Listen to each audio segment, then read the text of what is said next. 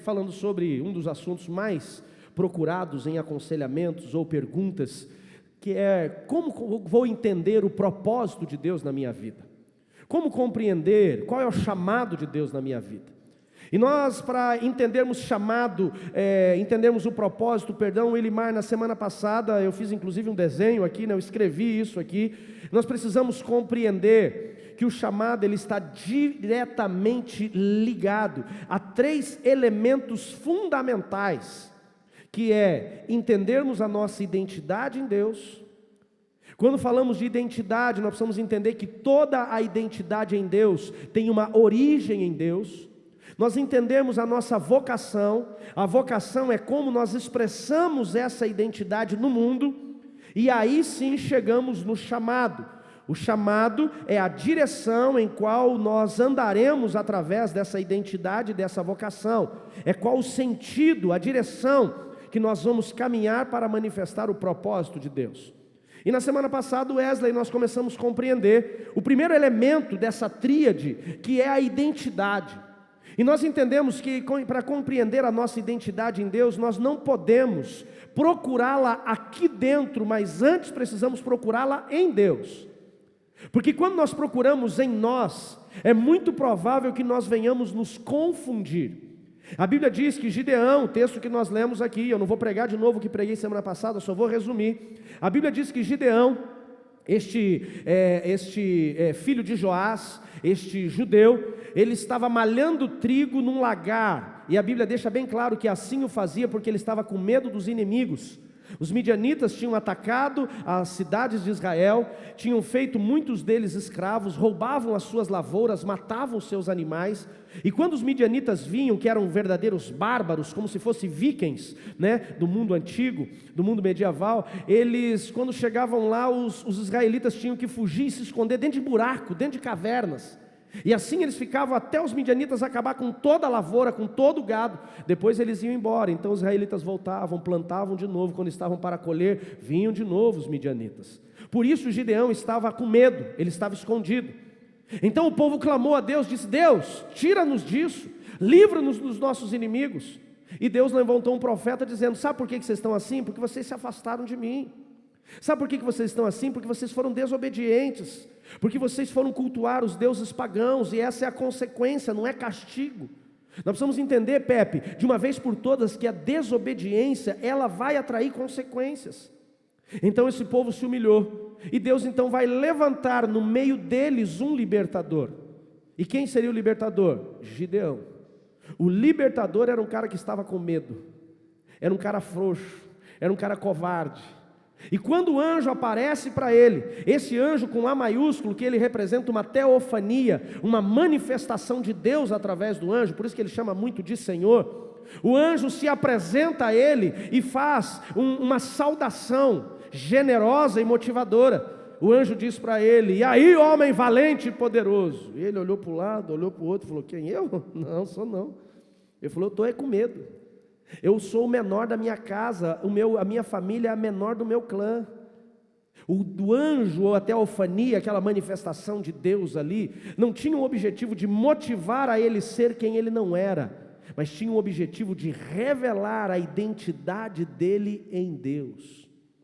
Sabe por que tem muitas pessoas, César, que ainda não compreenderam qual é o propósito de Deus para as suas vidas? Porque elas ainda não entenderam qual é a sua identidade em Deus.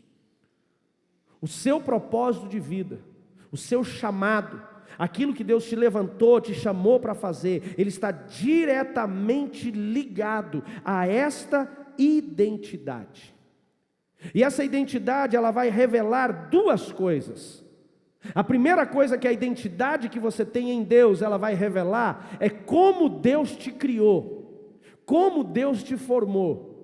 E a segunda coisa que essa identidade vai revelar é como você é conhecido no céu.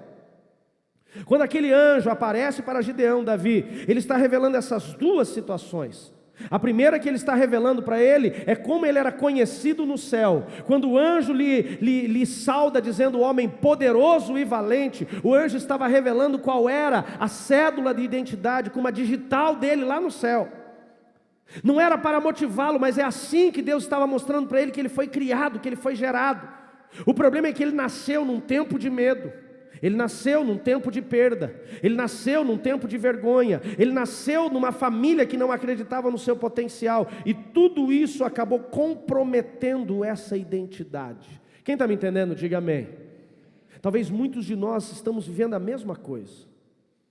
Deus tem uma identidade para nós no céu, mas porque nascemos no meio do pecado, porque nascemos num lugar de pessoas frustradas, porque crescemos num ambiente onde as pessoas eram carnais, porque crescemos num ambiente onde as pessoas não acreditavam que poderiam ser alguém na vida, e estas pessoas, elas imprimiram em nós uma identidade que não é nossa. Diga comigo assim: Gideão no céu não era covarde. Diga: Gideão no céu não era medroso. Não era assim, não foi assim que Deus o formou. Mas por conta daquilo que estava acontecendo no seu meio, por conta de toda aquela situação dos midianitas, que provavelmente há muito tempo eles estavam sendo oprimidos, a Bíblia dá ali até o tanto de anos que eles estavam sendo oprimidos, ele estava com a sua identidade deturpada. Segunda situação que nós precisamos entender quando falamos de identidade, é que aqui na terra, quando nascemos, Deus colocou isso em nós. Ou, melhor dizendo, quando aceitamos Jesus, quando nascemos de novo, o Senhor vivificou isso através do nosso espírito. É muito difícil, Lili, uma pessoa que ainda não recebeu Jesus como Salvador, uma pessoa que ainda não declarou Jesus como seu Senhor, ela compreender o propósito de Deus na sua vida. Por quê? Porque o propósito de Deus é espiritual ou material? Eu vou perguntar de novo: o propósito de Deus é espiritual ou material? Então logo, como que nós vamos ter a compreensão deste propósito espiritual? Com a nossa alma ou com o nosso espírito? Espírito. Então são duas situações, Ellen, que atrapalham nós compreendermos essa identidade de Deus para nós, a forma que Deus nos criou, Ana Paula. É que a primeira coisa é que muitas pessoas dentro da igreja querem compreender, Eric, a sua identidade em Deus de uma forma almática. Ele quer compreender com a sua mente, e ele não consegue. Paulo diz: como é que nós vamos compreender coisas espirituais de uma forma natural? O que é espiritual vai ser compreendido de uma forma espiritual. Então o primeiro elemento que uma pessoa precisa ter, para ela poder manifestar essa identidade de Deus, é nascer de novo, é reconhecer Jesus como Salvador. Por que o termo nascer de novo? Para quem já caminha com a gente, já falei isso um monte de vezes, mas para aquele que está hoje ou começando a caminhar com a gente, é importante você entender. Porque quando Adão pecou, a nossa matriz, ele teve o seu espírito adormecido, ele morreu espiritualmente, ele se desconectou de Deus, porque o espírito, já expliquei para vocês que é o molden, sim ou não? É o molden de conexão entre Deus, representando a internet, e nós representando o computador. O molden é o nosso espírito vivificado, que o Espírito Santo habita nele. Quando Adão peca, o molden se desconecta, ele se desliga, não tem conexão. Então quando Jesus veio à terra, Jesus, ele nos trouxe vida, e ele diz o que? Vida eterna. Essa vida eterna manifesta onde? No espírito adormecido. Por isso, nascer de novo, digo, novo nascimento, vem no espírito. Então, enquanto a pessoa não declara Jesus como Salvador, o espírito dela está adormecido, e ela não vai compreender essa identidade de Deus, porque ela vai tentar compreender com a alma, com a mente. Segunda situação, a pessoa talvez ela tenha o seu espírito vivificado, mas ela não está exercitando esse espírito, ela não tem vida com Deus, ela não tem vida de oração, ela não tem relacionamento com Deus, e ela quer então, cristiano, compreender essa identidade em Deus, infelizmente com a sua alma, com a sua mente, e é por isso que ele leu certos textos bíblicos que ele não compreende. Quando nós passamos a compreender isso, nós vamos para um segundo ponto, que quando Deus gerou em nós uma identidade, Ele também revelou a nós a sua vontade. Abra a tua Bíblia comigo em Salmo 139, verso 16. Quando falamos de vontade de Deus, nós vamos encontrar dois tipos de vontade de Deus: a vontade de Deus geral e a vontade de Deus específica. Abre 139 e não leia. Vou pedir para o Reginaldo colocar para mim ali na tela Jeremias 29, 11. E aí na tela nós vamos ler uma vontade, na Bíblia nós vamos ler outra vontade para ser mais dinâmicos. Jeremias 29, 11 revela a vontade geral de Deus para a humanidade, para a igreja, para aqueles que o aceitam, aqueles que o escolhem como Senhor. Você conhece muito bem o texto. Ele diz assim: porquanto somente eu conheço os planos. Diga comigo, vontade. Você está me entendendo? Sim ou não? Você tem vontade que seu filho se torne médico, logo você tem um plano.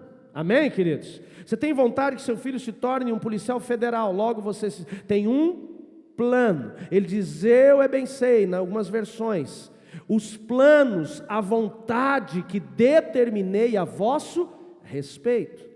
Declara Yahvé: planos de lhes fazer prosperar e não de vos causar dano, de lhes dar dor, prejuízo, planos para vos dar esperança e um futuro melhor.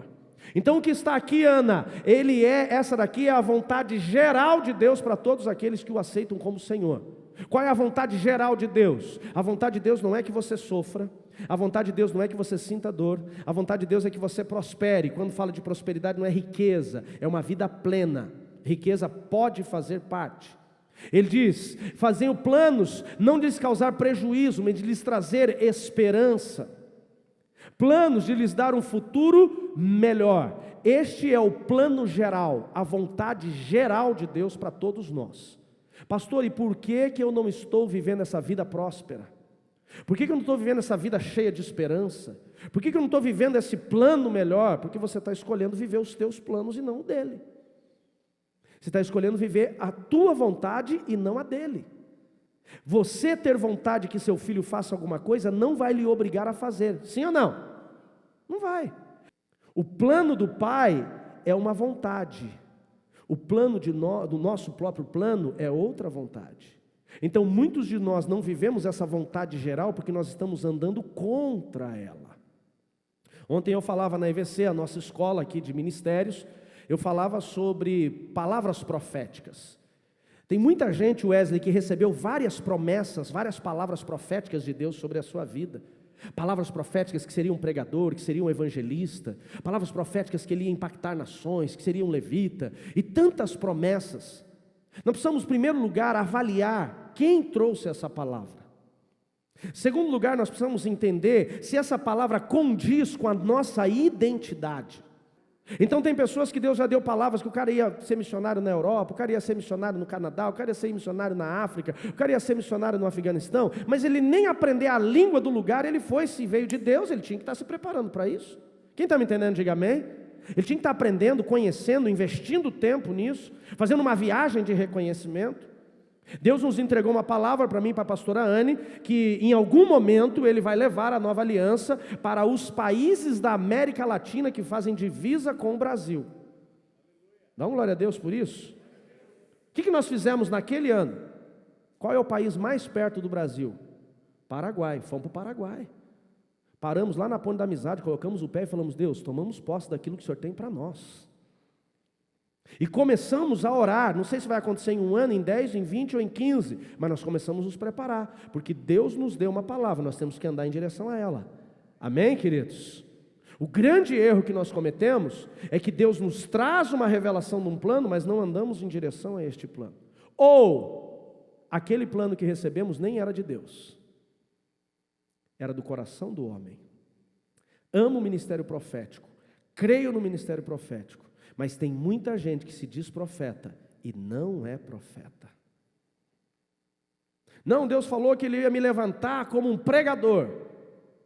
Você morre de vergonha e de timidez de cantar parabéns para o teu filho no aniversário. Tem alguma coisa errada com essa promessa de Deus na sua vida? Concorda comigo? Porque aquilo que Deus colocou em mim, ou aquilo que Deus tem para a minha vida, Ele já colocou em mim.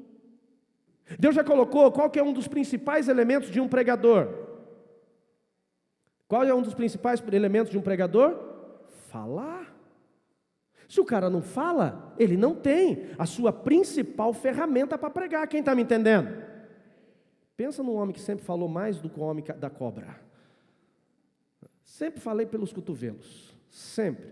Então já nasceu em mim essa habilidade. Uma pessoa que ela quer ser referência, uma pessoa que ela quer ser eficiente no seu ministério de pregação, uma coisa ela tem que ter, e principalmente se for para ensino: curiosidade. Ele tem que ser curioso. Pensa no homem que é curioso até hoje. Não me fale que você vai contar uma coisa e não me conta depois. Não é esse tipo de curiosidade, tá? Mas não faça isso mesmo, em nome de Jesus. Sempre fui curioso, sempre gostei de aprender as coisas, sempre gostei de ver como elas eram feitas. Sempre fui curioso. Então isso sempre nasceu em mim. Então quando nós compreendemos a vontade de Deus, nós vamos entender que a vontade de Deus ela vai vir acompanhada de algo que Deus já plantou aqui em nós, antes mesmo de sermos formados. Agora vai comigo lá no Salmo 139, verso 16. Eu queria ser mais dinâmico, mas não consegui ter dinamismo nenhum. Acabei enrolando o tempo mesmo. Salmo 139, verso 16. Diz assim o salmista: os teus olhos viram o meu embrião, e todos os dias determinados para mim foram escritos no teu livro, antes de qualquer um deles existir. Olha para mim, deixa eu explicar. O salmista está dizendo que quando ele foi formado, ele está falando de embrião, ele diz nem ainda quando era um feto. O embrião vem antes do feto, é quando o óvulo acabou de ser fecundado e ali então gera um embrião, é nas primeiras semanas de gestação. O salmista diz assim: os teus olhos já me enxergavam, eles já me viram, eles já sabiam que eu estava ali antes de ser um embrião. E mais do que isso, ele diz: e todos os dias da minha vida foram escritos no teu livro, antes mesmo deles existirem. Diga comigo, vontade específica. Jeremias 29:11 fala de uma vontade geral, coletiva, para todos aqueles que declaram Jesus como Salvador. Salmos 139, 5 ou 6, ele fala de uma vontade específica. Agora eu pergunto, Neide, Deus só viu o embrião de Davi ou do salmista? Não, ele viu o embrião de todos nós. Amém, queridos? Todos nós. Você não é um acidente. Teu pai e tua mãe podem não ter projetado, planejado você. Sua mãe pode ter que em algum momento da sua vida ela pensou até ia te abortar. Seu pai pode ser que nem te conheceu ou não quis te conhecer. Sua família pode ser que não estava preparada para o teu nascimento. Mas Deus não apenas pensou em você, como planejou e escreveu a tua vida. Dá glória a Deus por isso, gente. E você vai dizer: pastor, mas ele escreveu essa vida que eu estou vivendo, essa vida ruim que eu estou vivendo? Não, ele escreveu uma vida boa. Se a vida está ruim é porque você fez as suas escolhas.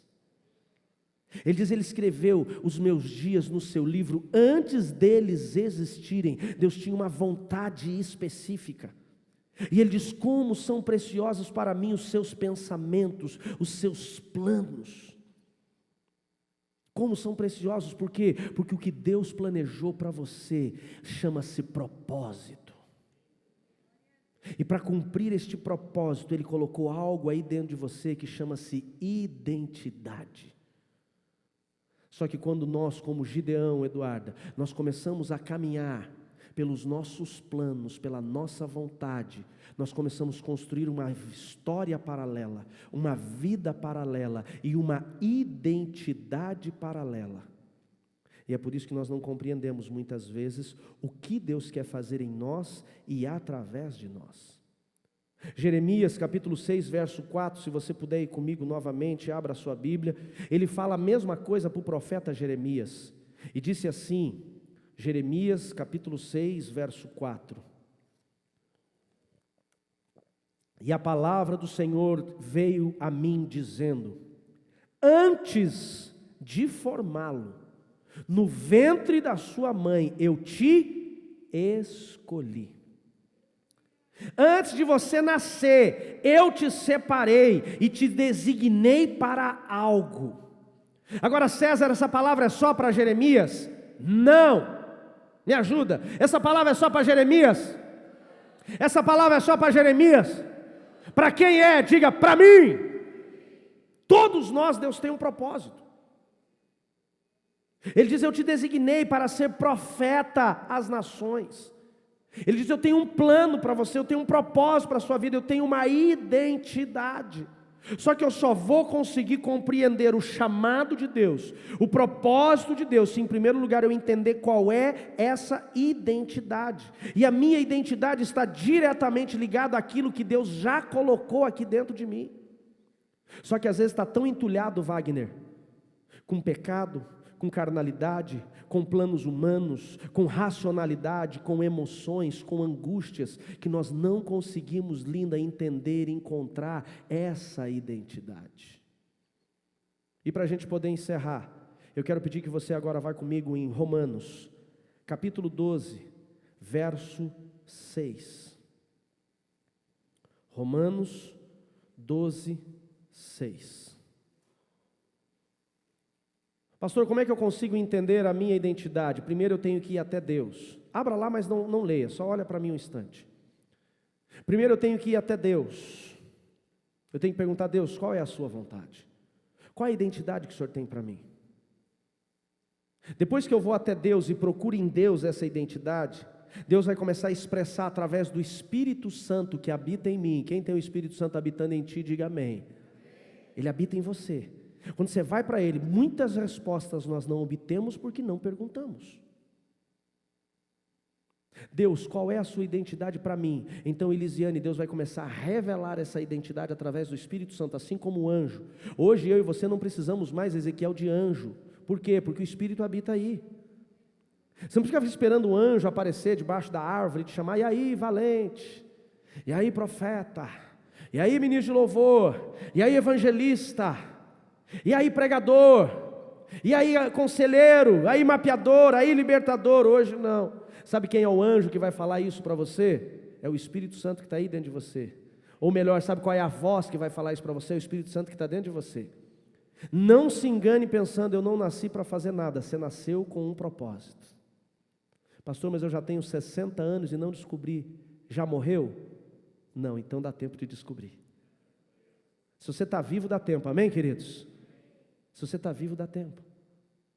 Primeiro vai a Deus, pergunta a Deus, qual é a sua identidade para mim? Quando você vai a Deus, Deus vai começar a revelar a você, ou talvez Ele já tenha revelado e você não entende. Como é que eu consigo compreender a identidade de Deus na minha vida? Por aquilo que queima aqui dentro, quando se fala de reino, de obra de Deus. O que queima em você? Não é aquilo que você gostaria de ser porque você viu o outro sendo, Andréia. O erro de alguns cristãos, Ellen, é ele achar que ele tem que ser o que ele viu o outro sendo. Nossa, eu vejo o Will cantando, eu queria ser igual a ele. Não é modelagem. É aquilo que queima. O Will pode até te inspirar, mas é aquilo que queima em você. O que queima aí dentro de você? Qual que é o testemunho interior que o Espírito Santo já começa a revelar em você? O testemunho interior é social. Quando o pastor fala de projeto social, brilha teus olhos. Quando você vê que a igreja está começando a andar pelo social, você fica feliz. Quando fala de social, você tem vontade de ofertar. Você tem vontade de trabalhar. Porque tem muita gente que o cara fala, meu coração é o social, mas ele não dá R$1 de oferta para um projeto social. Então para de balela. Pastor, então quer dizer que quando eu não dou oferta, eu não dou? Não, aquilo que eu acredito eu invisto. É verdade ou não é? Pode ser que seja outra área, mas não vem com balela na minha cabeça dizendo que é. Porque nós temos, eu cansei desse negócio, pastor, nós temos que ir lá para tirar dentes, levar comida para os necessitados. A gente monta o grupo, ele não aparece. Então não é social. Você é marqueteiro, você é propagandista. Até porque aquilo que arde no meu coração, muitas vezes eu começo a fazer sozinho, não preciso tirar foto e mostrar para ninguém. Porque obra social não te garante salvação, o que garante salvação é Jesus Cristo. Obra social a gente faz porque aquilo arde em nós. O que arde no teu coração? É fazer algo pelas crianças? Quando você vê aquela montoeira de criança aqui na frente, você fala, uau, que coisa mais linda. As crianças se voltando a Jesus. O que arde em você? É cuidar de pessoas? Quando você vê alguém angustiado, quando você vê alguém oprimido, quando você vê alguém triste, você tem vontade de abraçar, você tem vontade de dar conselho, você tem vontade de colocar seu coração. O que arde em você? É trabalhar com libertação? Quando você vê as pessoas oprimidas, angustiadas, quando você vê alguém escravizado, você fala, rapaz, eu quero ir aí te ajudar, eu quero te servir, eu quero ser intercessor. Não é expulsar demônio, mas você quer ver essa pessoa ser liberta do cativeiro, do inferno. quer levar essa pessoa para a igreja, fala, vamos viver alguma coisa que eu estou vivendo lá na igreja agora. O que arde em você? É música.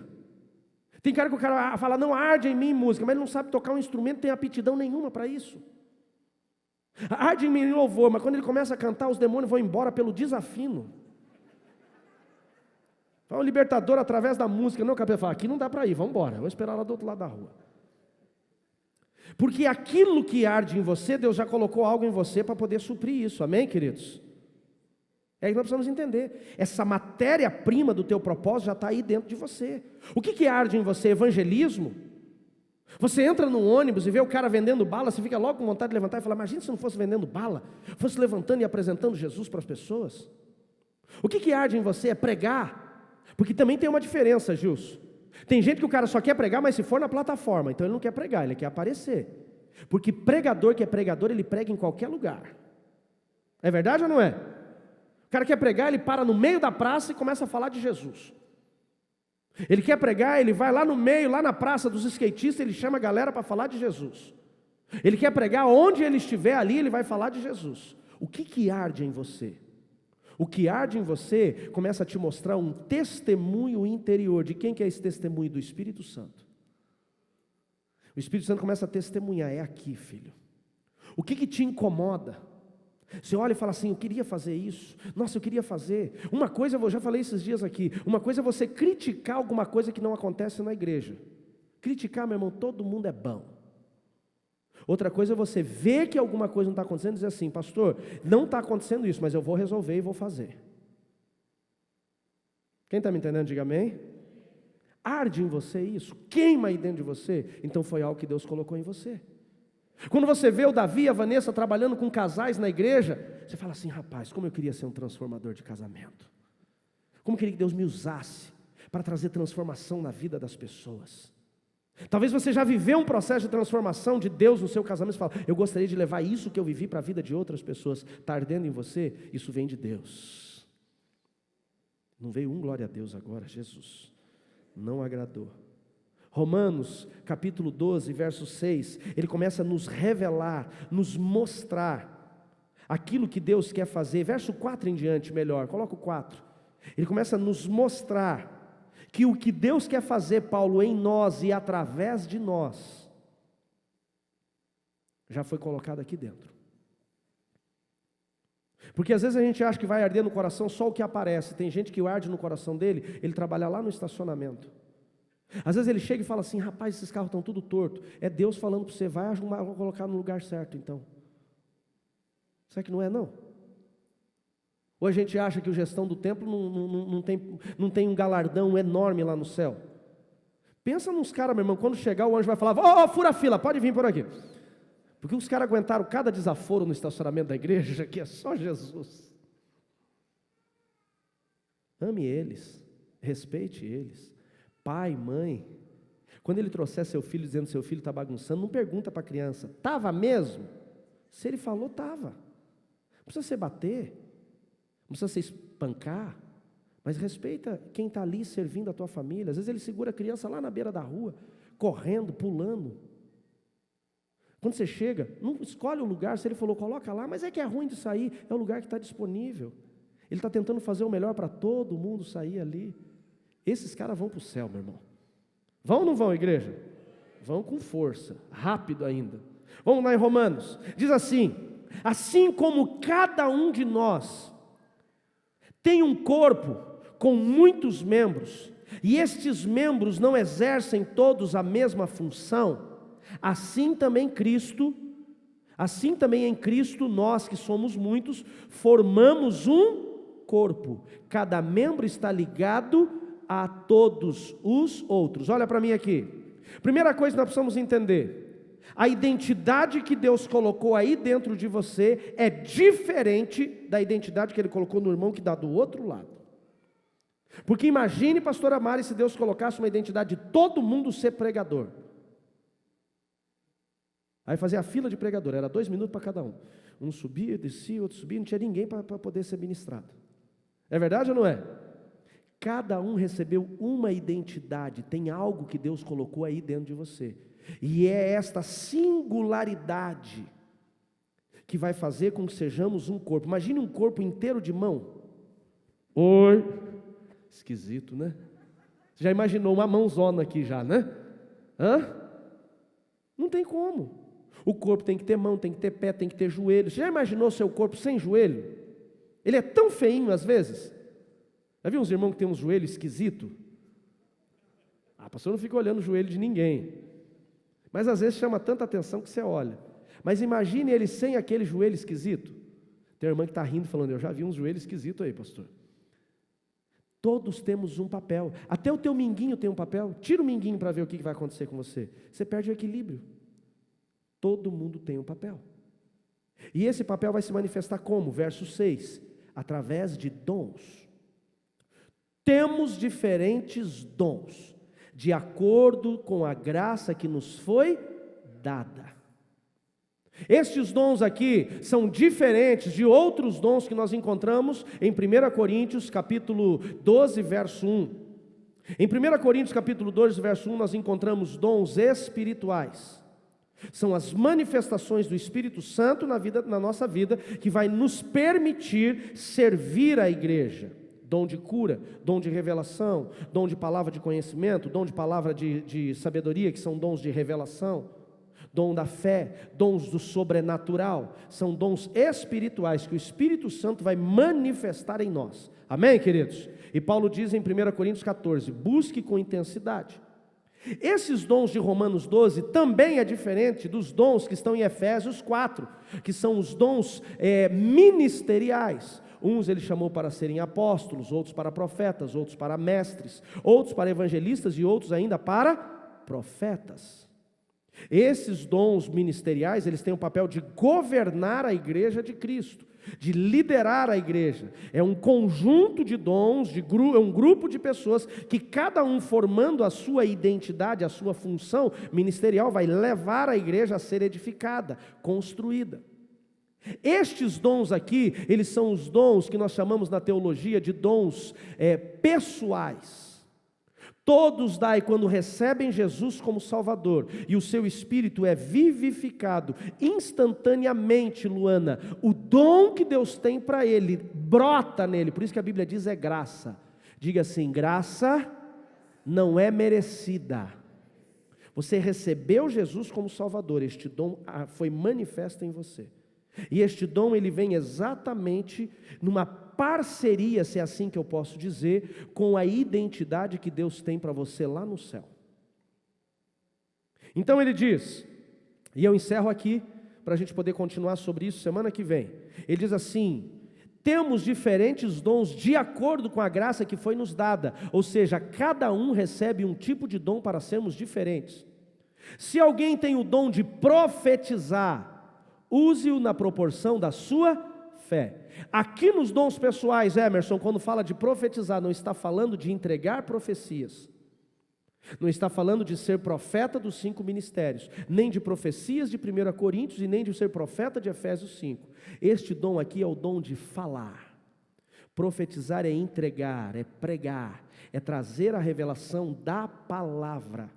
Pastor, como que eu sei que eu tenho o dom de profecia? Se você tem a habilidade para comunicar. Se o cara não tem habilidade para comunicar, este não é o dom que Deus deu para ele. Logo compreende-se que provavelmente a identidade dele não está ligada a este dom. Então não é a identidade dele no céu, porque Deus deu o dom segundo a identidade de cada um. Quem está me entendendo, diga amém. Continuamos o texto. Se o seu dom for servir, sirva. Segundo dom é o dom de servo. É aquela pessoa que ela tem, Elisa, a disposição em servir, ela ama servir. É aquela pessoa que a identidade dela está diretamente ligada ao servir. É aquela pessoa que ela chega na igreja, ela fica olhando as cadeiras e fala assim, está torta. Ele não vai chamar o Alisson e falar, está aqui. Ele vai arrumar, colocar no lugar.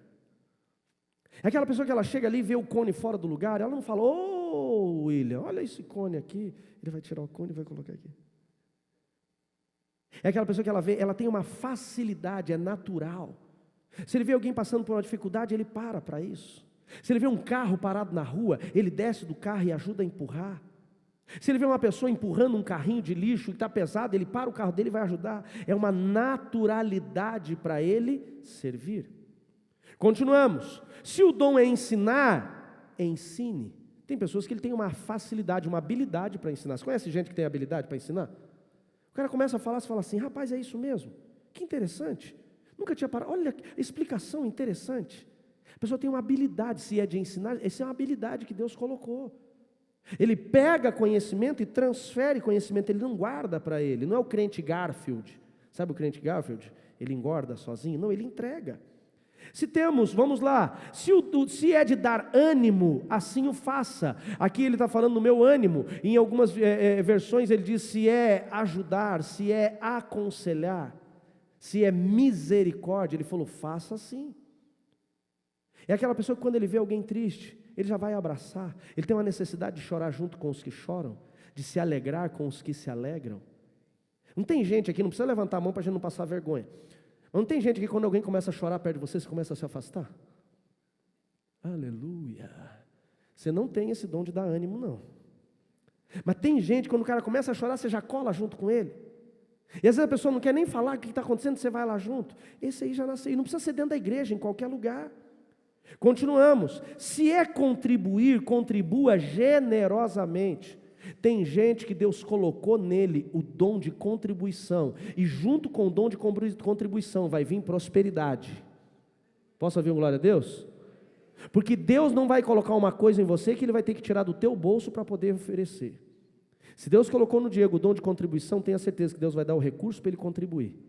Porque tem gente que em vez de entregar a semente, ele come. Esse não recebe o dom de contribuição.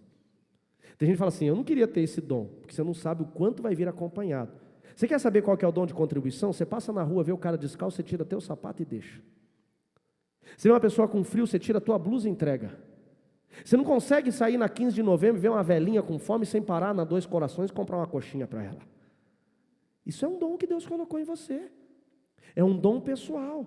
Se o teu dom é exercer liderança, que assim exerça com zelo. É aquela pessoa que naturalmente, o cara não tem cargo nenhum na igreja, mas ele chega e fala, ô irmão, vamos me ajudar aqui? Por favor, pega 2 cadeiras aqui, me ajuda, ele já pega 2. Por gentileza, irmão, vamos ligar aquele ventilador, vamos agilizar, que eu acho que o pessoal está um pouco atrasado. É natural. Ele vai numa dinâmica de grupo, no trabalho, e ele acaba liderando. Ele tem uma posição, ele tem um perfil de personalidade, de perfil comportamental, de dominância, de executor. É o que Deus deu para ele. É natural, Wesley, você ser assim como você é, líder. É natural. Acontece isso de uma forma muito simples, porque foi Deus que colocou. E por último ele diz, se é de mostrar misericórdia, faça com alegria. Existem 2 tipos de conselheiros: aquele que vai exortar, que é o dar ânimo, e aquele que vai ser misericordioso, que vai chorar. Eu troquei lá o ânimo, a versão está diferente. O exortar é aquela pessoa que vai animar, vamos lá gente, vamos lá irmão, não desanima não, vamos para a igreja hoje, estou te ligando, vou te buscar, senta junto, vai fazer um café para o cara, anima. O de misericórdia é aquele que chora junto, é aquele que abraça, é aquele que cuida. A minha pergunta é, quantos aqui lendo estes dons se identificam pelo menos com um deles? Você começou a entender qual é a sua identidade. Coloque-se de pé, por favor. O que Deus tem para você, Ele já colocou aí dentro de você.